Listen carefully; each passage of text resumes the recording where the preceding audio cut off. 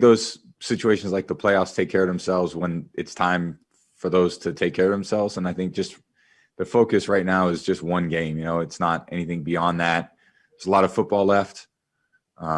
Every game is very important. Every game was important in September. And I think that, right, just having to realize that, it's a series of one-game seasons, and you got to put everything you can into that 1 week. You empty the tank, and then you got to fill the tank back up for the next week. So it's still November. It's not even Thanksgiving yet. This is the time where we got to go out and put the work in every day and have a lot of mental toughness about what we're doing. We haven't been in it for 2 weeks. We've been in it for a while, and guys, you get bumped around. You got a lot of bumps and bruises. Feels like Groundhog Day, but you still got to put the work in and go out there and be excited about what you're trying to do and try to improve so that you can continue to put yourself in a good position to succeed. Thanks. Thank you. All right, next is Greg Allman. Hey, Tom, obviously you've played in a lot of primetime games and had success over the years with them. Given that the team that you're with hasn't had the same success, we're just curious what you would suggest, what you do, what you don't do on a Monday when you have such a long wait to build up to a game, and also just how much these primetime practices the next 2 nights might help get the team in the right mindset. Well, we got to be, as an NFL player, you're prepared to play whenever you're scheduled. It's 1 o'clock, 4 o'clock, 8 o'clock, Thursday night, Sunday night, Monday night, whatever. If it's 3 a.m, it's 3 a.m. You got to go to London or Mexico. It's really about what you do for those 3 hours. So everything should build up for those 3 hours. We get a chance, we get 1 day a week to perform. 3 hours, 3 hours for 1 day a week. You got to put yourself in a mental, emotional, physical frame of mind to be at your peak for that moment. So the game doesn't take place on Wednesday afternoon. It doesn't take place on Friday afternoon. In this case, it's Monday night. So everything should be geared for your, for that time. So you got to just get your body to the place where it feels like you can go out and perform, get your mind right mentally so you know what to do, and then emotionally be in a good place to focus and do your job. And, this is a big game for us. So it's as big as they get on Monday Night Football. So this is one that for us, we got to go out there and be 100% ready to go. Thanks, Tom. Thank you. Okay, next is Jenna Lane. Hey, Tom, so many of us remember you in that week 1 game, or it was week 2, sorry, at Raymond James Stadium. You get there extra early and you're, kind of just checking out everything at the stadium. I know you're very process oriented. So how does your process change when going from 1 o'clock game to 4 o'clock game to a game that's in prime time in terms of, not just what you're doing physically with activation, but, what you're doing mentally to get yourself to that peak that you need to be in?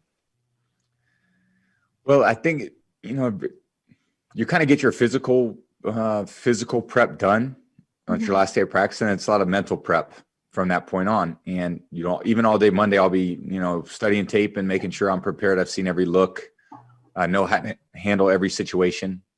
And then you got to go out there and execute it. So it's not entirely different. Every week there's a lot of similarities, with your preparation, your process. There's a couple of things that get a little different around the time of the game just based on when it is, but everybody's got different routines. And I think, again, the most important part is to have all your stuff mentally ready to go. Physically, I know that's going to be done. It's just emotionally being in a good place. So you're excited, ready to go out and play well. Thank you. Thank you. Okay, next up is Sarah Walsh. Hey, Tom, can you talk about just this Rams defense? I mean, you're on a team with a great defense, and the Rams really rank up there in all those categories. The challenges that this defense presents, and obviously Aaron Donald. Well, it's a top 10 defense in every category. Aaron Donald's as good as there is probably ever played in the National Football League at D-line. He's an incredible player, explosive, quick, powerful. It's amazing the production he has, even when people are double teaming him and triple teaming him, but he just he never lets down. So he's a hardworking guy. You could tell football means a lot to him, but he really sparks that whole defense. And Brockers is a great player. Ekubon's a great player. They got some really athletic linebackers, and the Jalen in the secondary. They got some really good players that maybe some people haven't heard of, but that are playing really well. Williams had 2 picks last week. Johnson's a really good safety. Fuller's a really good player. Troy Hill's a player. I played against him quite a bit. So, they're really good. They're fast. They attack. They're aggressive. They're in a good scheme. And you don't have a lot of time as a quarterback to sort things out because this D-line's on you so quick. So just going to have to, make good reads and make good accurate throws, be on the same page with the receivers. And, it's going to be a great football game. All right, next up is Kevin O'Donnell. Hey, Tom, I don't know if in your career you've changed up practice like this for a night game, but have you? And do you think this is something that could shake things up and work in favor for you guys?